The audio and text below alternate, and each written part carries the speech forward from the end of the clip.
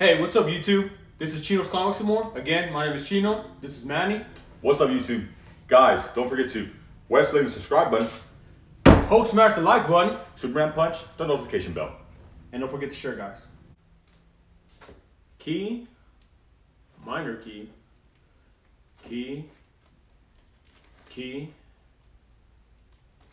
major key, variant, minor key, first appearance key,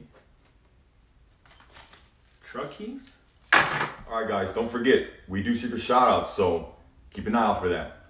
So guys, I hope you enjoyed that little small intro in the beginning with the keys and all that good stuff. That's the best part about collecting.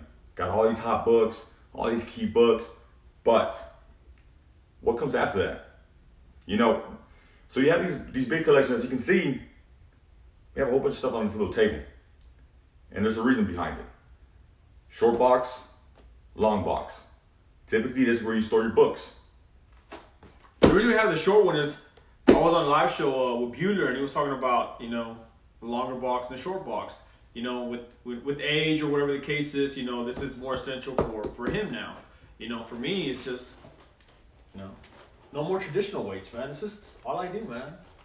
That's how you get the guns. That's why you got a short box.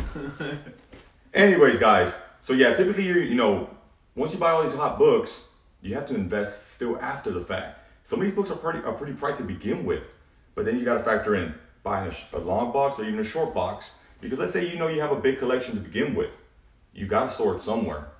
So I want to give you guys all the tools that you need whenever you start building your collection.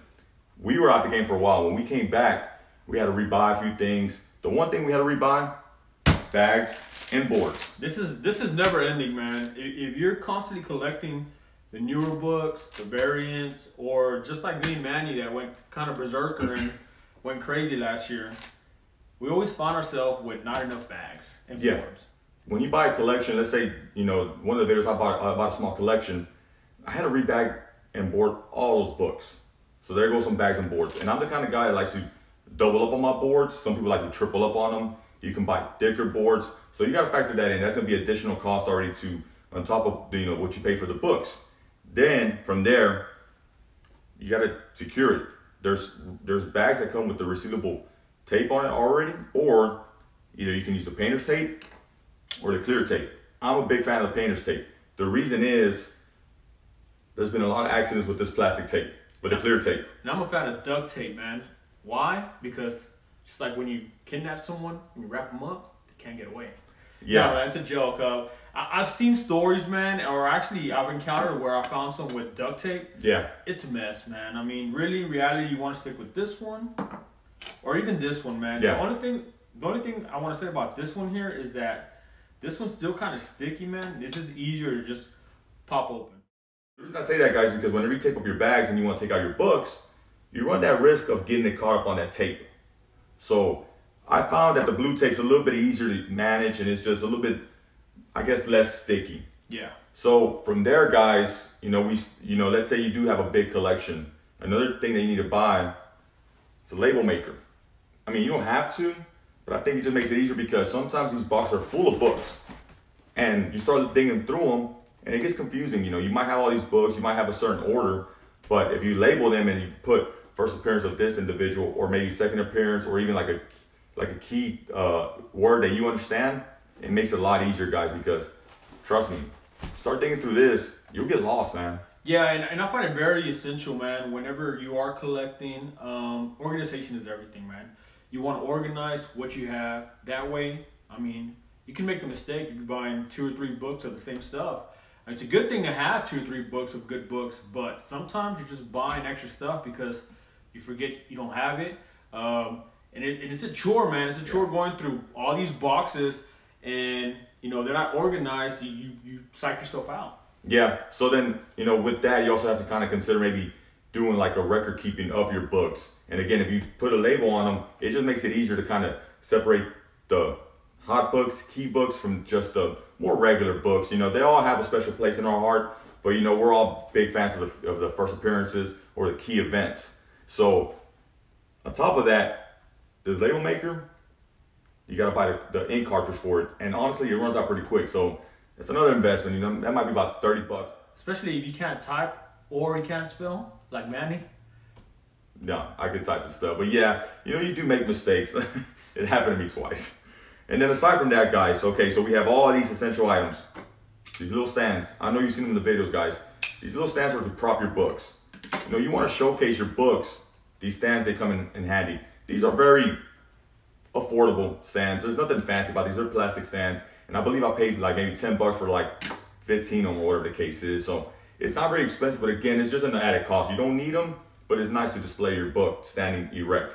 Yeah, well, I mean, the good thing about these, and I find these very helpful, is that here at my comic room, I have, you know, some propped up comic books. So, you know, the way I use them, it's to, you know, if someone comes in here and I want to display my books, you know, and they're behind like a glass kind of cabinet, then this is essential, man, because I don't have to recline it against a glass or anything like that or worry about it falling. So it just makes sense, man. You know, it doesn't cost that much. And, you know, you want to show off your books or you're doing YouTube videos, way to go. Yeah, and then another added little bonus that we have is these little color coding labels. Now with these labels, you can do, you know, you can color code your ages, with whether it be golden age, silver age, bronze age, or whatever it may be. But you can also put, you know, some remarks on this. You can put grader's notes or a grader's rating on it. You know, your own personal grade on it. That way you have an idea, again, what book you have and what you're going to grade it yourself. Now, speaking of grading, there is third-party companies that do this, and we have a video about that, so go check it out. Now, you have all these hot books, you have all these key books. Let's say you buy them raw, and you want to kind of preserve them. You know, you also got to keep in mind, guys, that you got to do a pressing and cleaning for some of these books. And I recommend, even if it's a new book, to at least press it. It's not gonna hurt you, and at the end of the day, you're probably gonna get the best grade possible if you just do those additional steps. And again, a pressing and cleaning is not very expensive. It depends on how you're collecting, how you want to preserve your books. You know, you gotta find a good presser, a good cleaner. That's the first thing. We have someone here locally that we use, so it makes life easier. But yeah, if you're into grading books, then yeah, before you send them out, you're doing a disservice if you're just sending them out, you're buying them, and you're just being kind of trying to save costs by not doing the press and clean. I think that's the most important thing you need to do. Yeah. Why? Because you want the best grade for your book, for the money you spend. And when it comes back, you don't want to worry about, okay, what could have I done to get a better grade?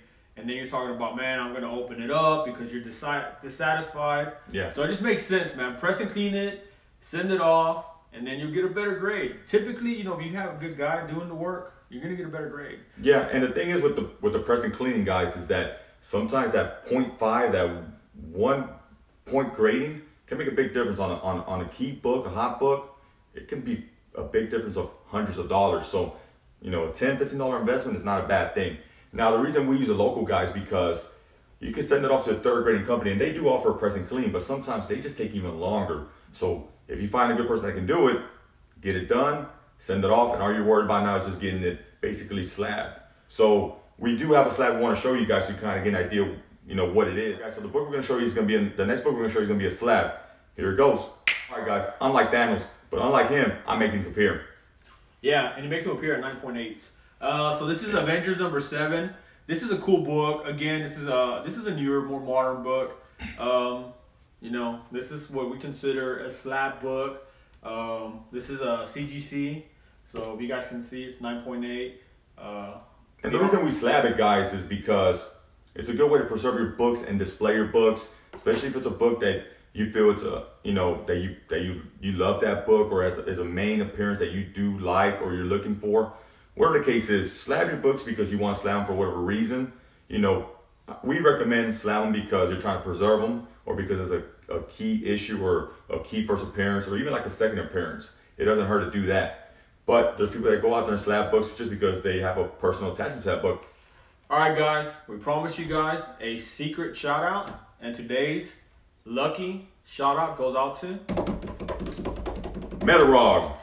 Metarog, man, you have been killing it in the comment section. You have been with us from the very beginning. Yeah. You were with us on some live shows. We bump into you basically everywhere. Man, everybody sub him up. He is an amazing person. We love you, man. very knowledgeable too, man. So you know what? Sum up, guys. Got hands first, you know, the essential tools you need as far as when you're getting back into collecting or collecting in general. I hope you guys enjoyed the video.